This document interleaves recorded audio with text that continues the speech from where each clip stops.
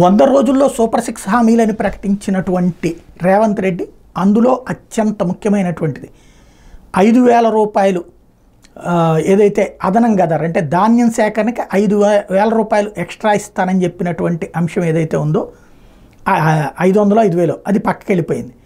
అదే సందర్భంలో మొన్ననే ధాన్యం సేకరణ అయిపోయింది, అంతా అయిపోయింది. 500 అనుకుంటా బోనస్ ఇస్తానని చెప్పింది, ప్రతి బస్తాకి 5,000 ఇవ్వలేరు అనుకోండి.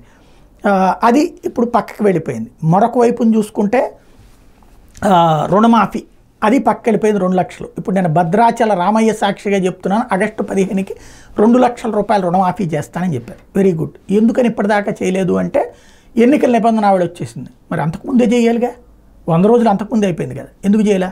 పోనీ ఇప్పుడు చేనేత కార్మికులకు 50 కోట్లు రిలీజ్ చేశారు.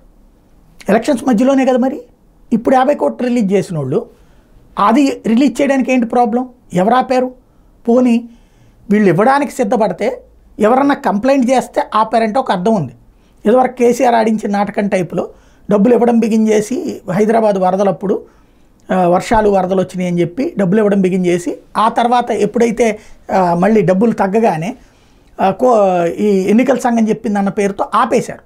అప్పుడు ప్రజలకు అర్థమైంది, అందుకే హైదరాబాద్లో జల్లగొట్టారు.